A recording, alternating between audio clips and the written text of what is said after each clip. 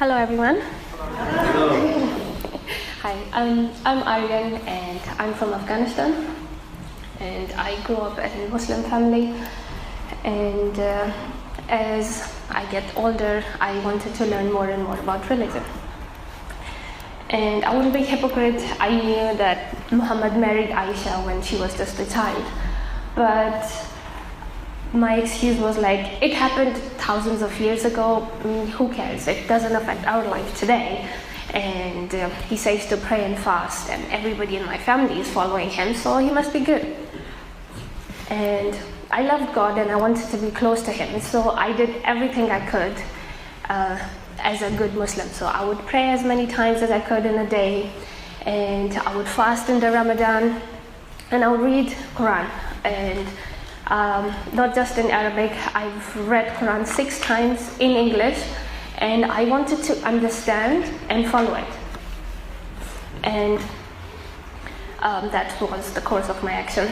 Fast forward to 2015, and now I'm working in the IT department for an independent newspaper company, and I'm doing the coding, the website and coding, that's my job.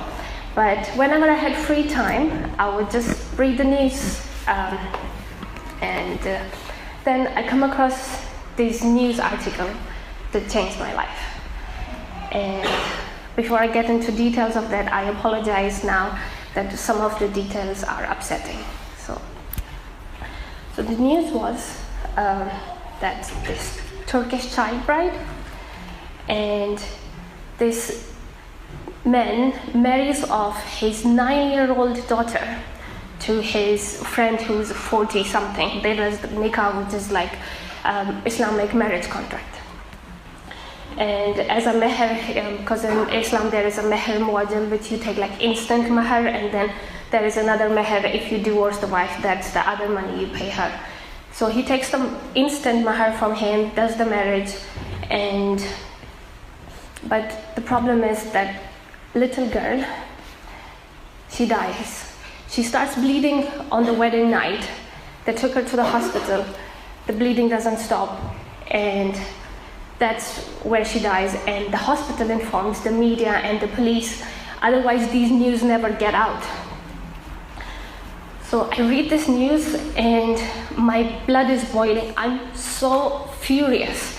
I'm like, how dare this man put the life of that child in danger? And I'm thinking, but when I just don't like pointing fingers at other people, I also like to reflect on myself.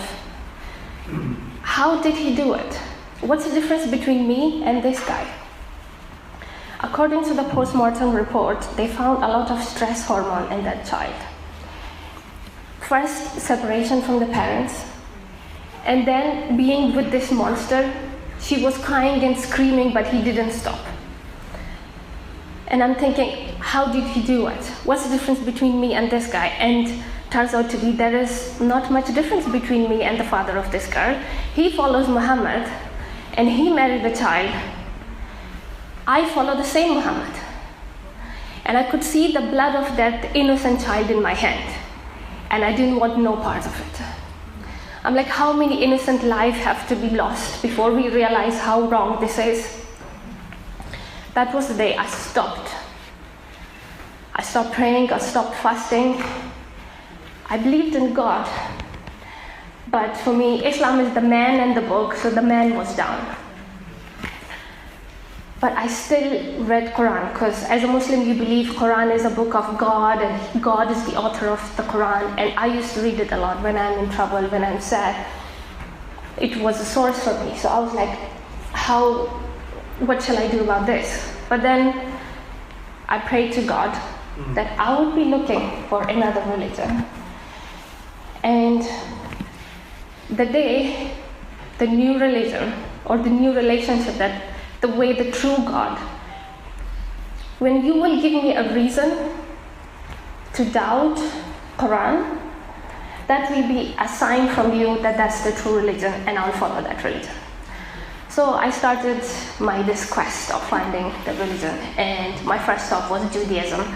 I downloaded Old Testament copy online, and I started reading. It took me like a year and a half to finish it cover to cover.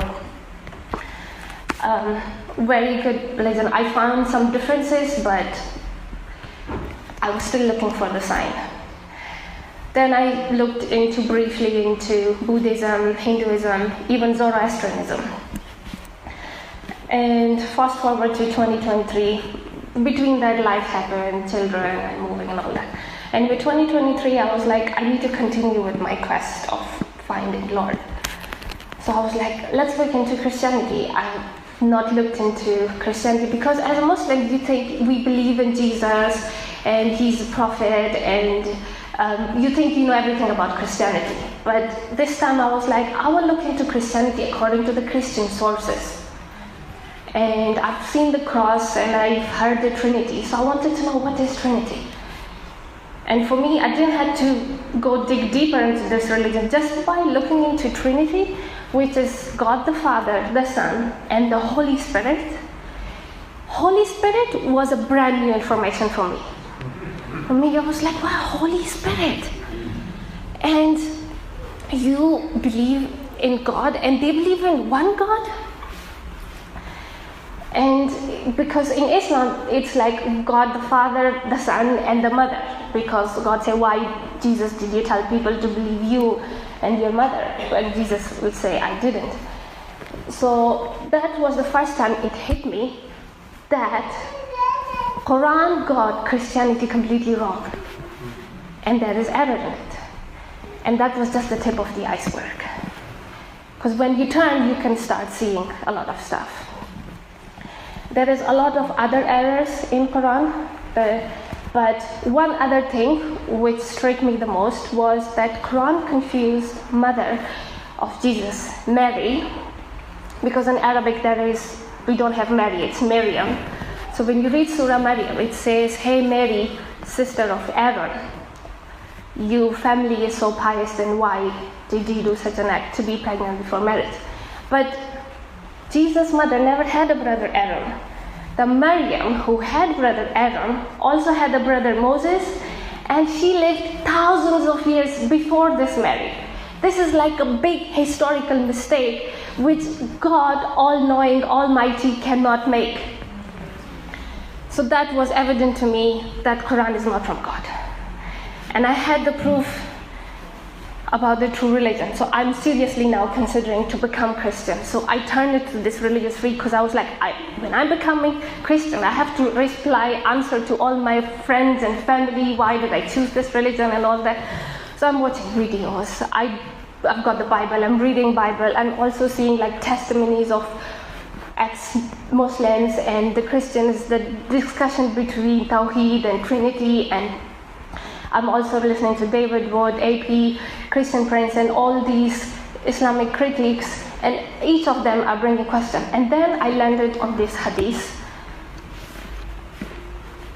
which was a turning point for me. I'll send the details of it. It is Sahih Bukhari Hadith 6805. The story is 3 men travel to meet Muhammad and they get sick. And Muhammad sends him they say like, go to this man, you will drink the camel's milk and you will feel better. So they did that, but after they felt better, they killed the man and they took his camel, and as they wanted to flee, Muhammad men arrest them and they bring him to Muhammad for judgment. Now I'm reading this and thinking like, what is he gonna do to them? Like, they killed, so is he gonna, but they're 3 and they killed 1 person, so is he gonna put them in prison and preach them and then they will become great?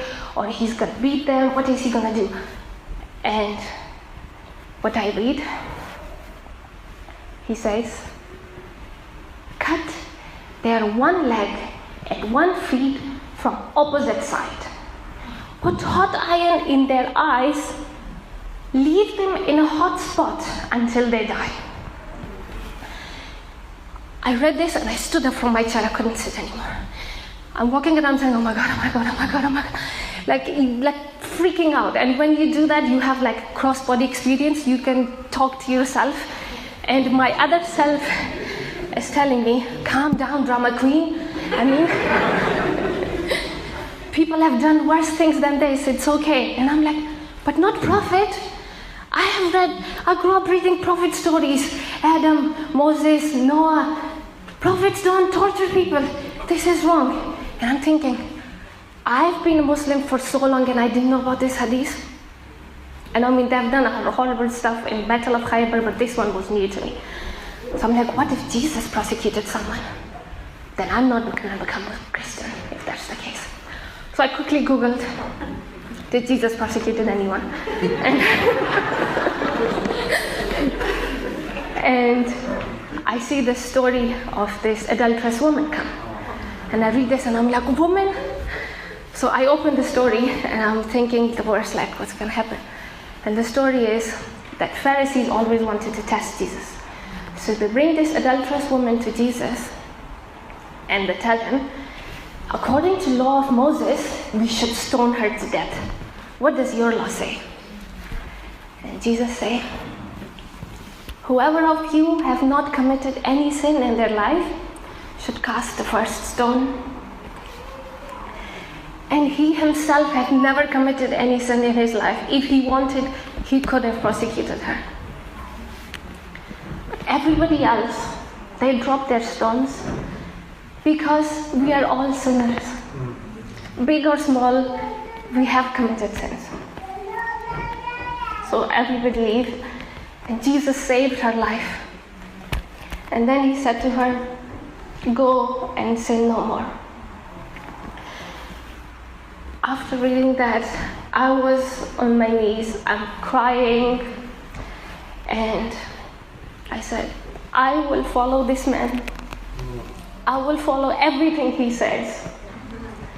And I commit my heart and soul because he's good. And then I sent emails to all the churches, being baptized. And my friend Robert told me about this church, and I sent email, and then Caroline replied to my email. I came here, and I've been coming ever since. And today I'm here.